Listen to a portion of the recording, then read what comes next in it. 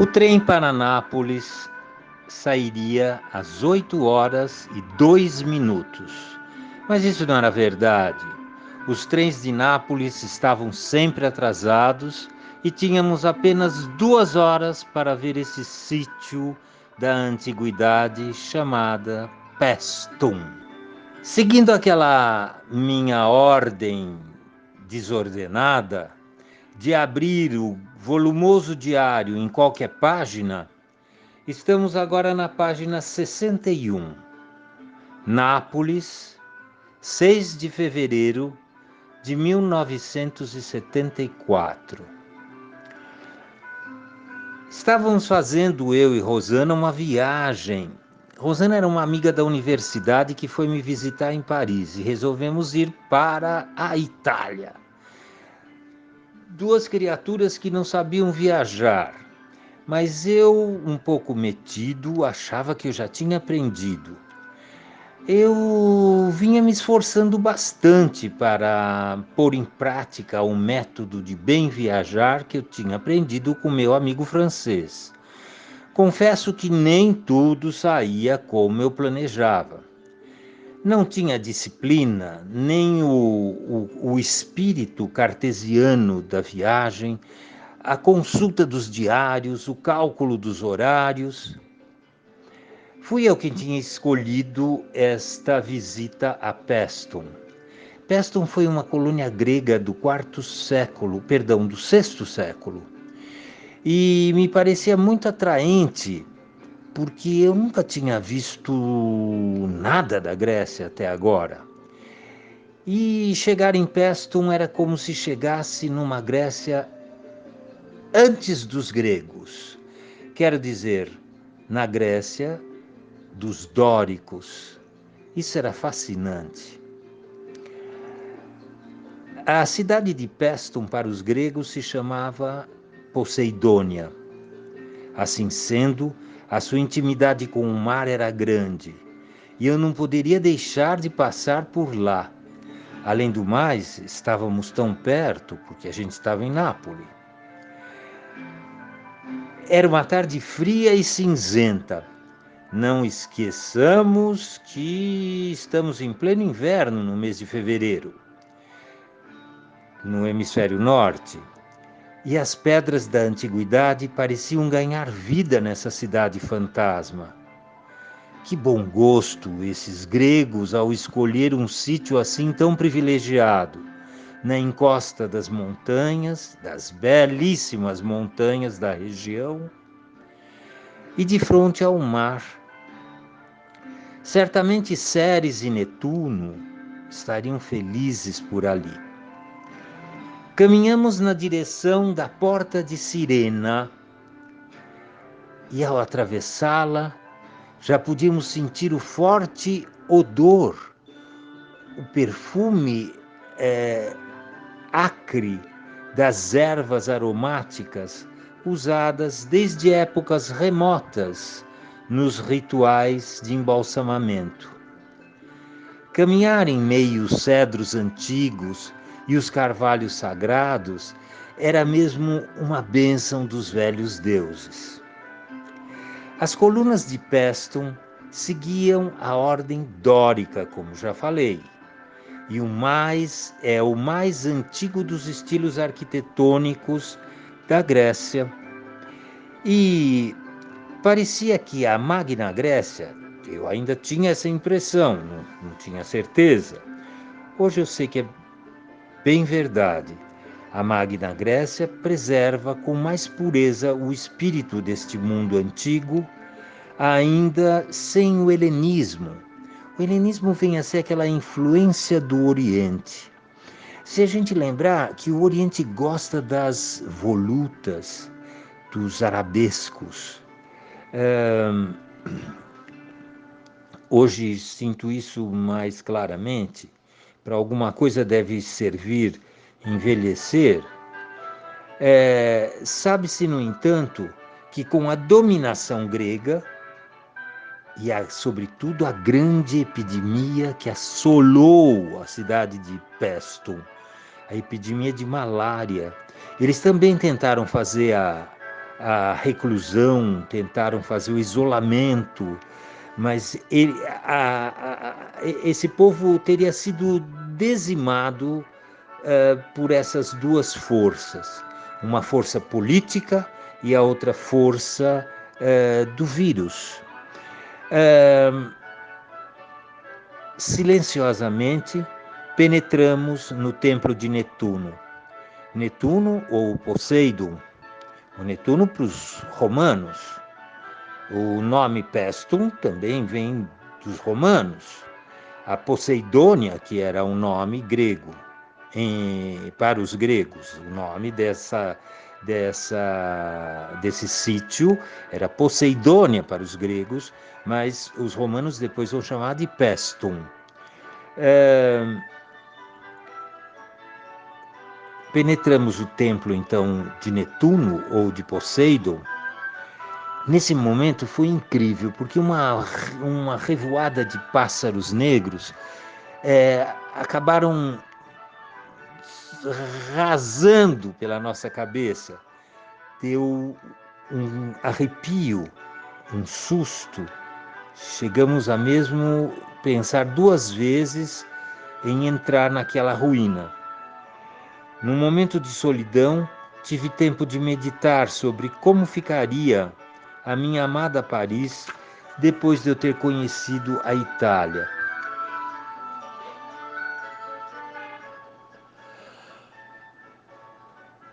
Mas sinto saudade dessa viagem, foi belíssima. Agora eu acho que a gente podia pensar um pouquinho mais. Em primeiro lugar, podemos perguntar por que a ordem dórica, em nosso entender, a mais perfeita da arquitetura antiga, cedeu lugar às outras. Existem várias teorias, mas são questões de dominação sobre tudo, questões políticas sobre tudo. A relação da arte dórica com a religião era mais natural e mais profunda do que das ordens das arquiteturas clássicas posteriores, inclusive no que concerne ao seu material.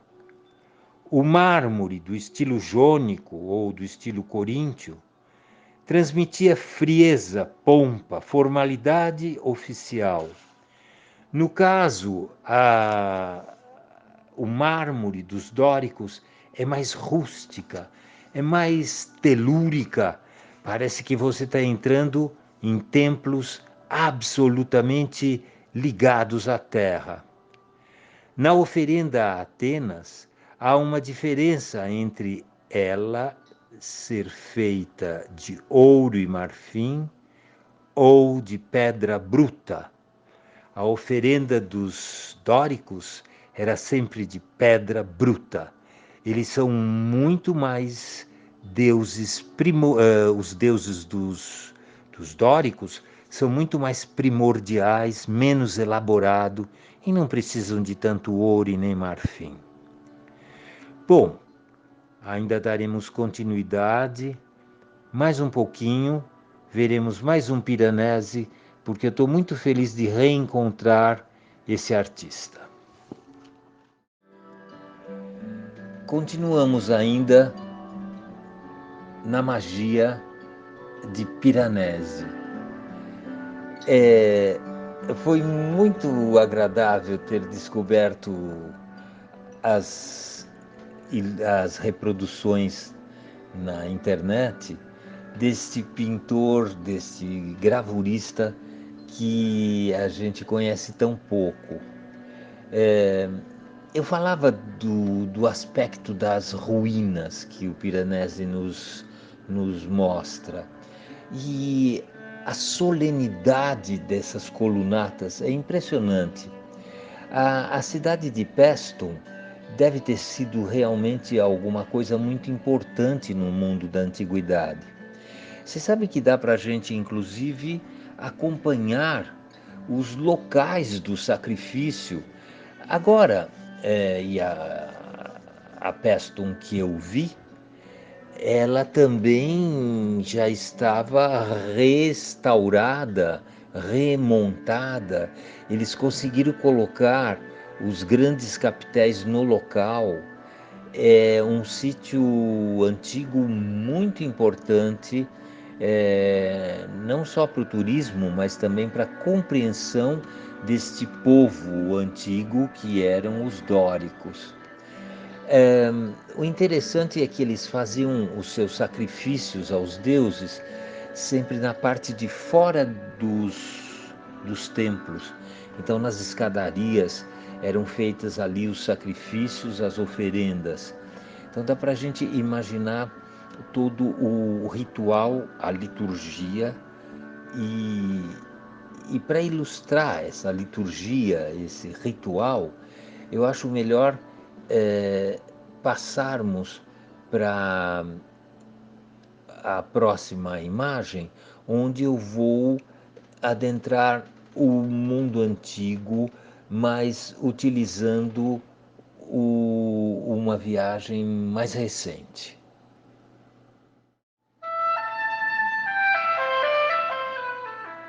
Lançamos mão de uma imagem de uma obra italiana também,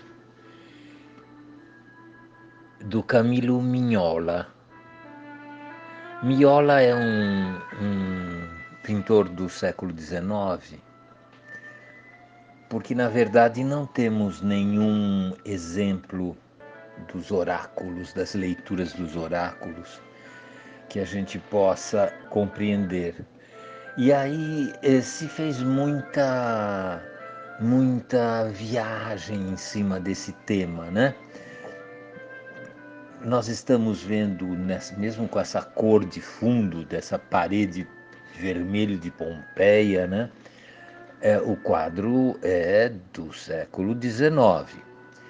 Logicamente, pintura da antiguidade não chegou até a gente, né? Sabemos que o Botticelli, em pleno Renascimento fiorentino,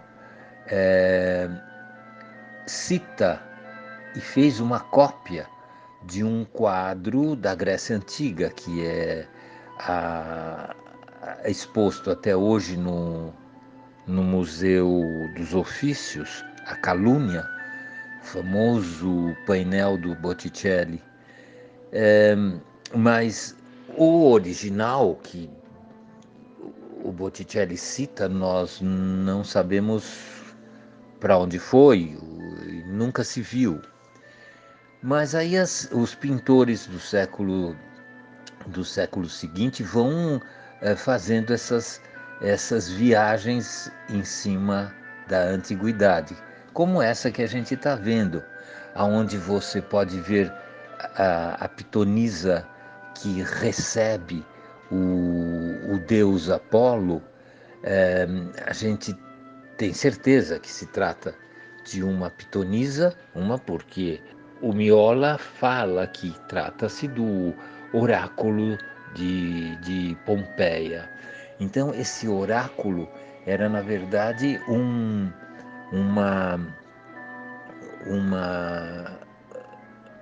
revisitação que se faz aos deuses da antiguidade através de um espírito especial, que seria esta mulher sentada nesse tripódio, essa cadeira de 3 pernas.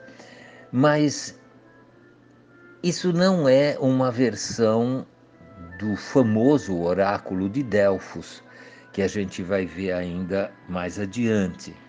Mas o que é interessante, a gente pode ver que os clientes aqui que pedem as informações do oráculo, eles seguram galhos, ramos de louro.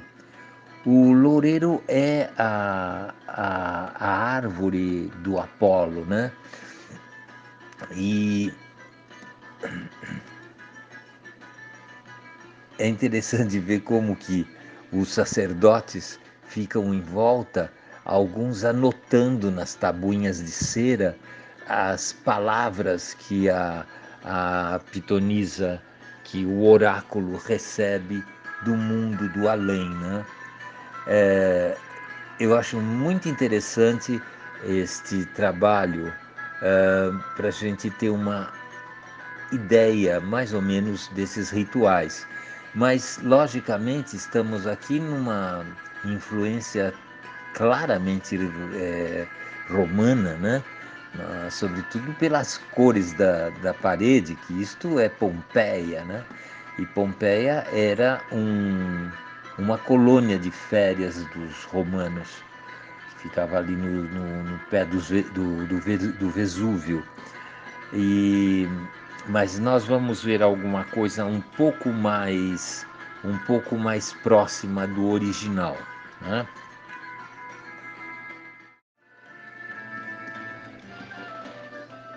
Essa imagem também do século XIX é muito mais refinada, né?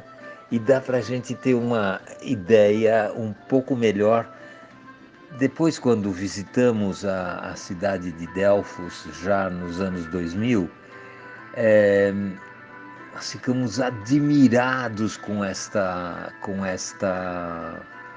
imagem, exatamente porque é dentro da gruta do oráculo, do lado do templo do Apolo, na cidade de Delfos. Aí eu estou falando da primordial cidade dos oráculos, né? Que era extremamente respeitada, mesmo pelos invasores. A cidade de Delfos recebe os esvotos, as relíquias, as doações. A cidade de Delfos era extremamente rica, justamente por causa das grandes peregrinações.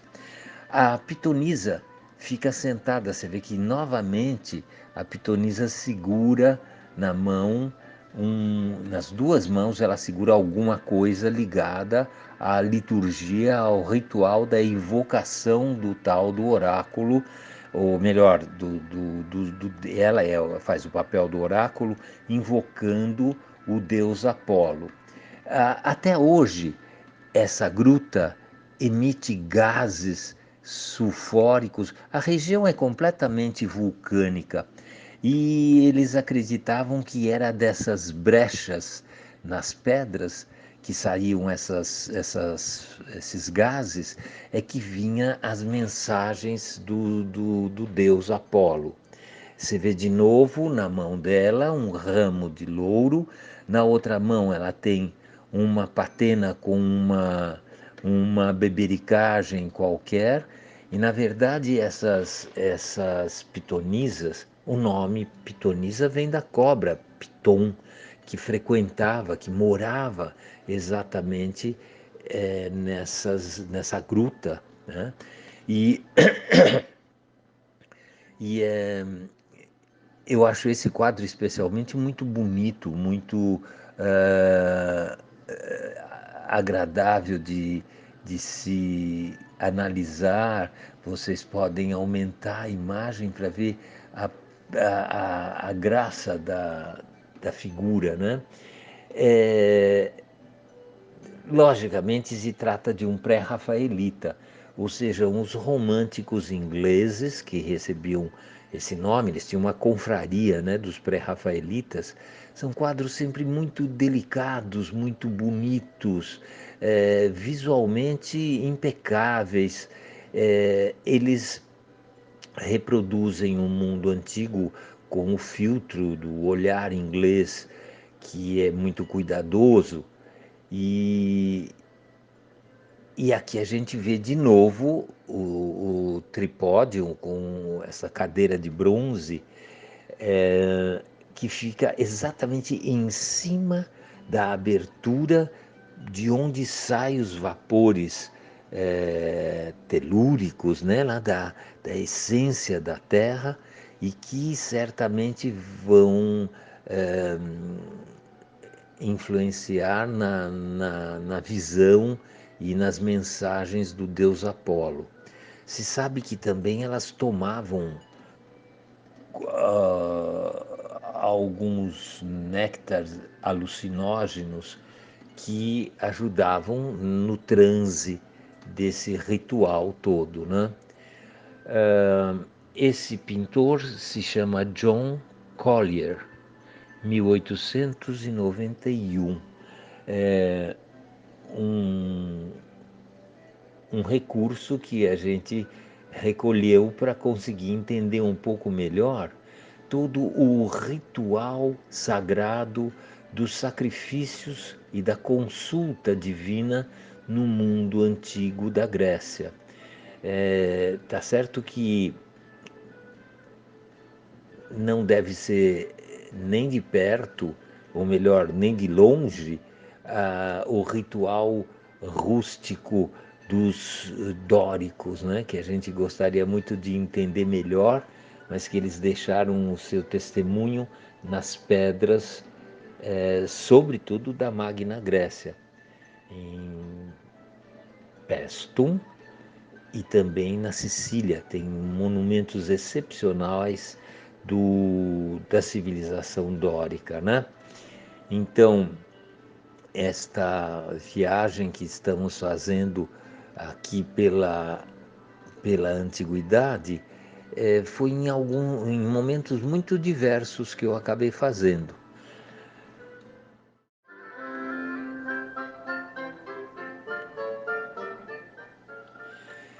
É interessante porque, como não se pôde ter exatamente os testemunhos artísticos, iconográficos da época, eh, os contemporâneos, os nossos contemporâneos, acabaram fazendo fantasias em cima dessa leitura dos oráculos.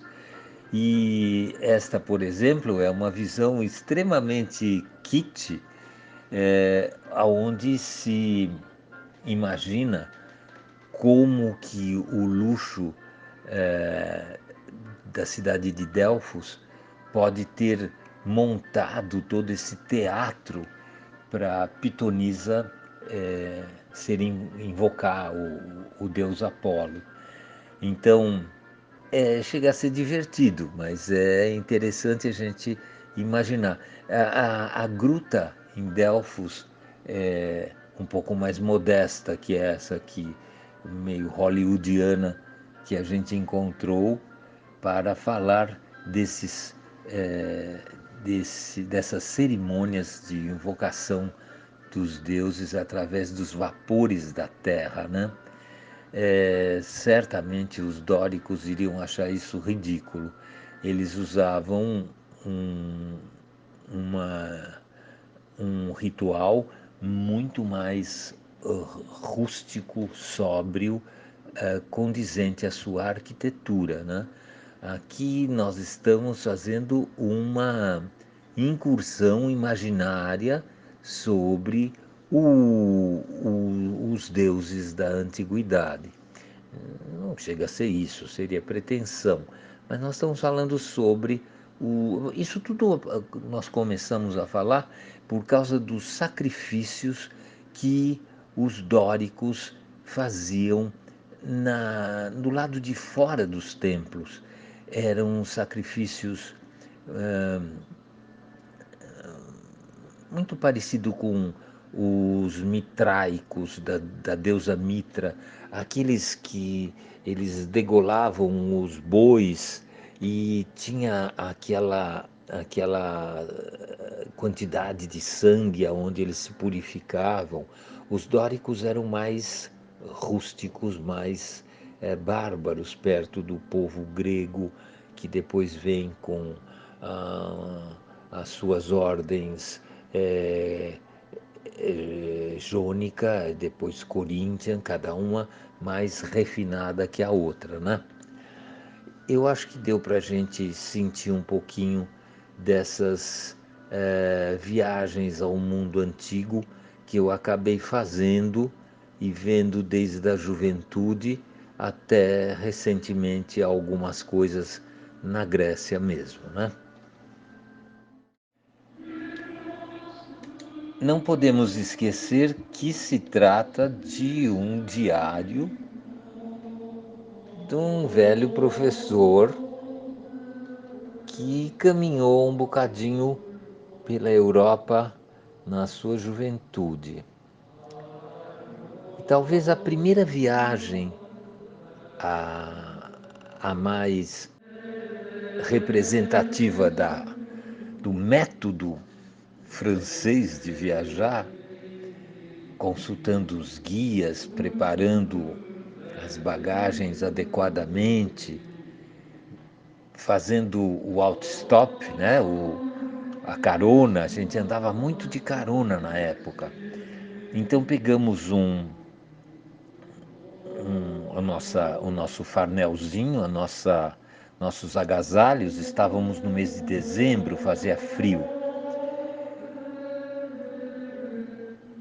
E partimos de Paris, eu e meu amigo francês, na direção de um monastério muito conhecido da história medieval francesa. Se chama Saint-Benoît-sur-Loire. É o mosteiro de São Bento, no Vale do Loire. E esse monastério, esse mosteiro, ele não é exatamente um mosteiro gótico, ele é um mosteiro românico. Então ele está mais ou menos, nós estamos falando da ordem dórica, né? Então vocês imaginem que aqui é mais ou menos semelhante, guardada todas as proporções possíveis, a gente comparar um pouquinho, nós estamos aqui num período anterior ao gótico, onde a arquitetura ainda não ganhou aquela, aquela leveza do gótico que a gente conhece. Ela tem uma solidez e uma robustez que se compara à ordem dórica. Depois nós vamos ver os seus capitéis. Escolhemos aqui um selo do século XIX que mostra o mosteiro que eu visitei nos anos 70. Eu não gosto de mostrar fotografias, mas a gente usa. Aqui não é uma fotografia, é uma gravura que se transformou num timbre, num selo. Dá para a gente ver ainda o carimbo do monastério de São Benoît, aqui à direita do selo. E dá uma textura bonita essa antiga gravura.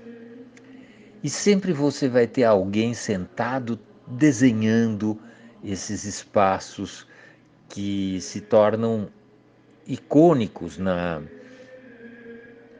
arte francesa. Na Europa toda tem esse hábito. Os ingleses são os grandes desenhistas de monumentos antigos e de ruínas, né? É interessante a gente ver que voltando um pouquinho para o oráculo de Delfos, o grande oráculo Apolíneo de Delfos consagrou com louvor durante 10 séculos a história da Grécia e a sua estrutura litúrgica foi se tornando complexa e sofisticada. É interessante que nós vamos ver acontecer uma coisa parecida no universo do cristianismo, da Igreja Católica, dos mosteiros, sobretudo, né? Os mosteiros beneditinos, eles prezam, cuidam ciosamente da sua liturgia. Então, os rituais são absolutamente cuidados e levados à risca, né?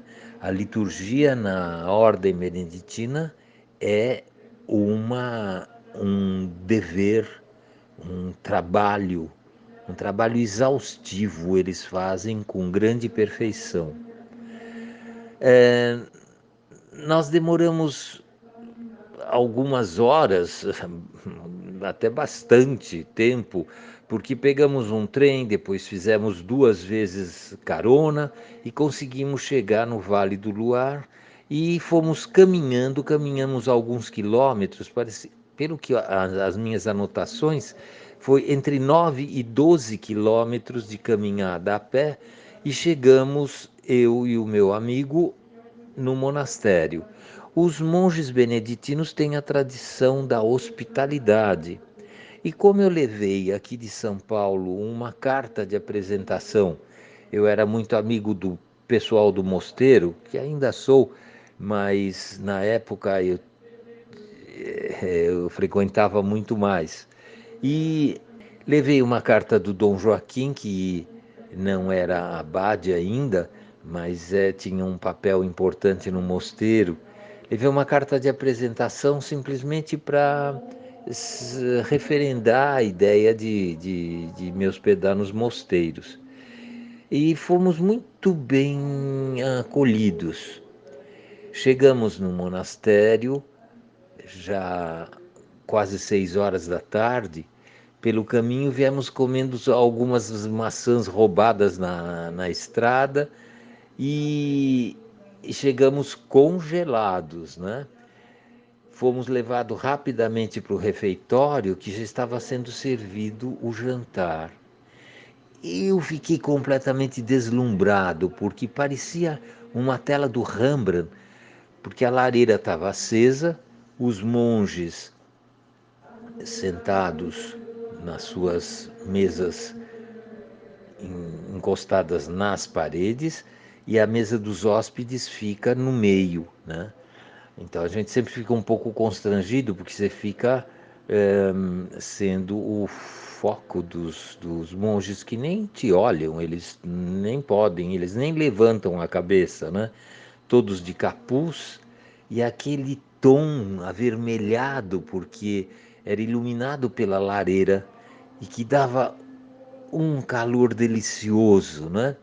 Foi servido primeiro uma sopa quente com um pão rústico feito no mosteiro, né? Tudo era feito no mosteiro.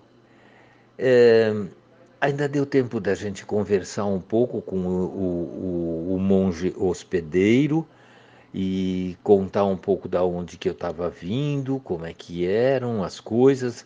Nos anos 70 ainda os brasileiros eram muito queridos na França. Nunca havia um problema, a gente era sempre bem recebido, né? Bom, este então é um monastério, o mosteiro de Saint-Benoît-sur-Loire, que eu vou mostrar mais alguns detalhes, ou melhor, nós vamos entrar no mosteiro um pouco para ver como é que funciona o estilo românico nesta primeira Idade Média, né?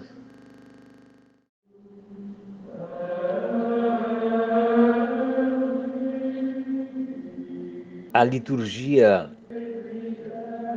é tratada com um cuidado extraordinário no mundo dos monges beneditinos. Nós estamos aqui num mosteiro do século IX, que foi muitas vezes destruído, queimado, mas o testemunho das pedras ficaram, como no caso dos dóricos. Os capitéis românicos são muito interessantes. É por aqui que nós vamos conseguir fazer a leitura, esses pequenos fragmentos que restaram. Dá para a gente ver como a coluna foi restaurada e o capitel, felizmente, foi recuperado. E Pela iconografia do capitel românico, a gente pode entender que cena bíblica, que cena do Evangelho está sendo demonstrada aqui pelo artesão, pelo artista desse capitel. Claro, se você vê um burrinho, a Nossa Senhora carregando um menino, que aí já não me parece mais um menino, é a fuga para o Egito. Então você logo percebe que temos aí uma iconografia muito conhecida dos fiéis desde da igreja primitiva.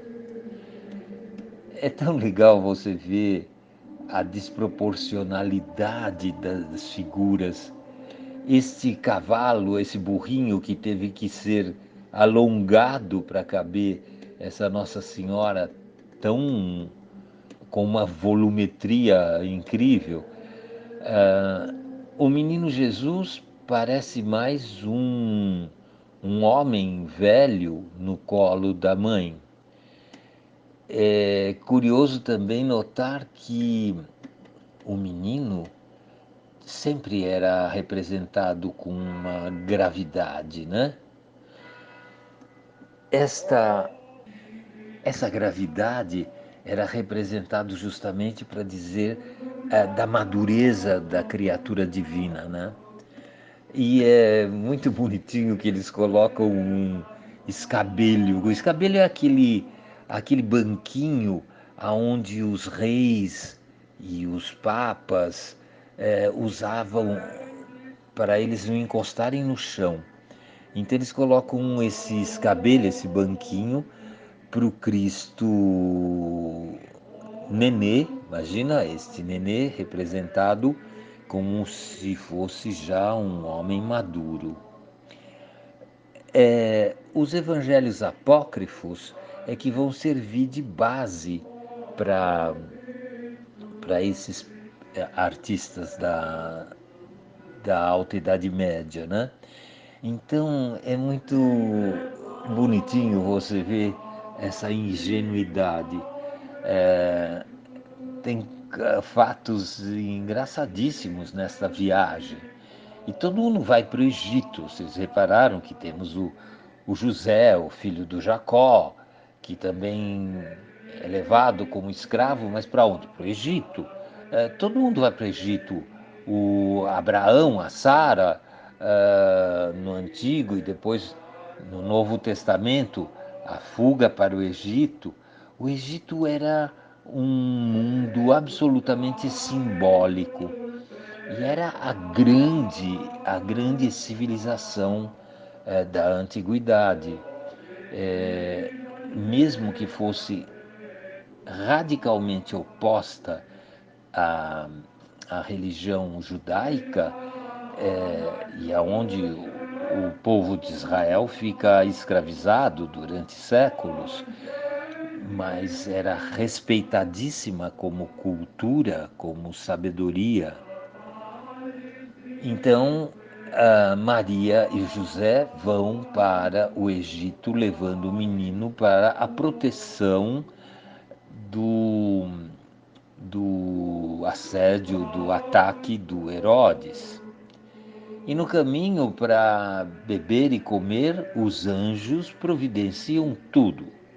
Então, esses dados são todos apócrifos e muito líricos, muito poéticos, que a gente vai lendo nos capitéis de Saint-Benoît-sur-Loire, uma viagem que fiz com 20 e poucos anos e aonde eu começo a minha paixão pela Idade Média e a descoberta do estilo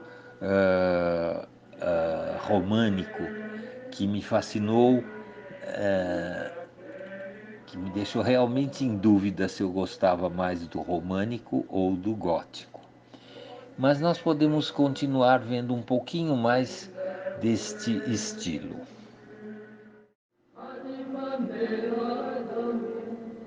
No tímpano lateral, o tímpano é aquela parte que você tem em forma de arco, não gótico, mas abatido sobre a porta, aqueles arcos mais românicos. No tímpano, a gente pode ver uma cena muito interessante dos monges beneditinos no século VIII, buscando as relíquias do seu patriarca, do São Bento, que, que morre no Monte Cassino há muitos séculos antes da construção deste mosteiro.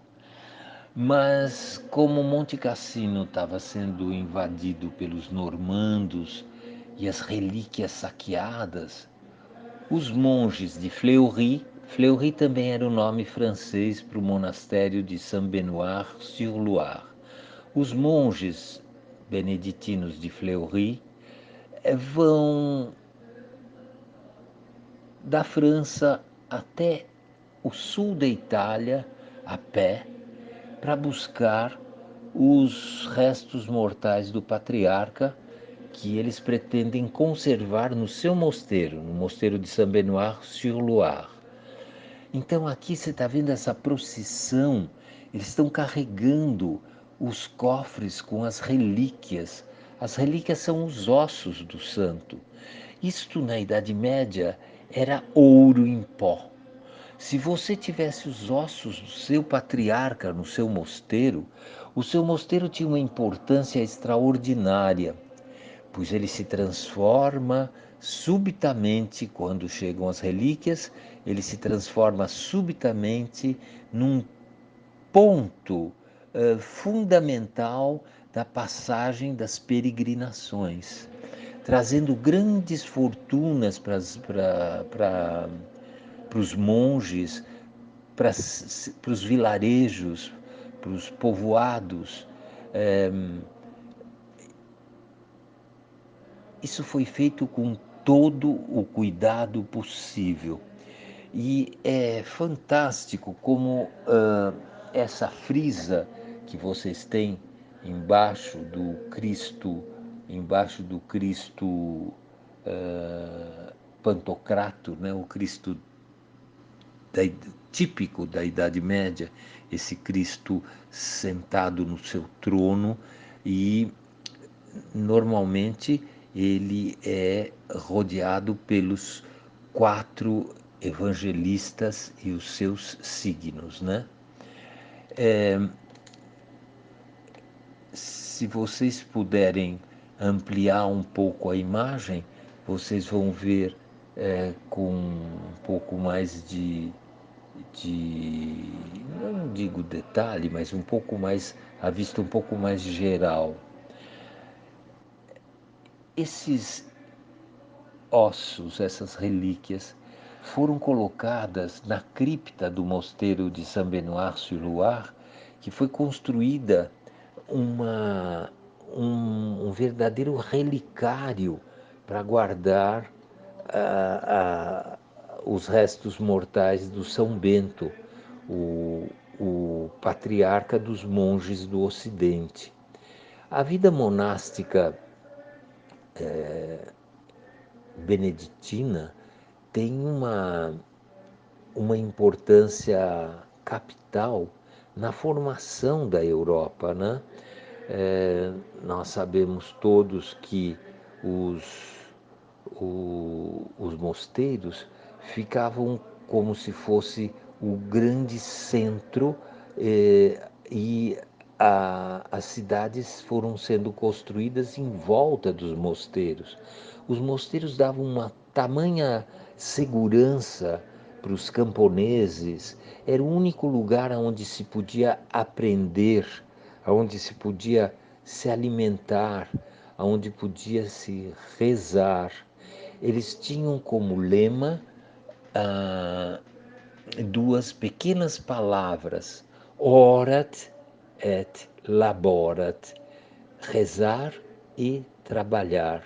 Então, esse rezar e trabalhar acabou educando a, a Europa recém-saqueada pelos bárbaros, o Império Romano completamente destruído, é, os, os, os filhos de São Bento vão representar a grande saída do desastre, dos saques, das invasões bárbaras, né? Então, a vida monástica, é, além do orat et laborat, tinha um precioso tesouro, que era a cultura. Nos mosteiros existiam verdadeiros escritórios, os escritórios especializados em copiar os textos sagrados e também os textos clássicos da antiguidade que estavam sendo saqueados e perdidos e roubados e queimados e profanados. Então os monges tinham cuidado de copiar esses textos e fazer novos livros. Os livros na Idade Média tinham um valor inestimável. Nos testamentos a gente lê muito que deixava um castelo, 6 livros, não sei quantos bois, mas sempre os livros estavam como, como um tesouro muito valioso junto dos outros bens. E os monges beneditinos tinham bibliotecas extraordinárias. Ficamos sabendo lá no mosteiro que a biblioteca do Saint-Benoît-sur-Loire tinha sido perdida inteirinha num grande incêndio do século XVII. Isso foi uma tragédia para a comunidade beneditina. Felizmente, as relíquias ficaram, mas os papéis, os pergaminhos são muito mais sensíveis aos incêndios que eram comuns na Idade Média, né? Nós acabamos de assistir um desastre que foi o incêndio de Notre-Dame de Paris, que também consumiu com um ícone é, da arte gótica, um pouco posterior à construção no mosteiro de Saint-Benoît. Notre-Dame também foi construída como uma joia, um tesouro para a arquitetura cristã, né? A arquitetura ocidental. Isso tudo para contar que eu fiquei muito tocado pela belíssima iconografia do monastério de Saint-Benoît-sur-Loire, nos meus 20 e poucos anos, numa viagem inesquecível com os pés congelados. Obrigado por mais essa participação na sessão número 2, que encerra aqui, e vamos partir para mais uns capítulos do meu diário que passam por lugares bem diferentes desse. Obrigado.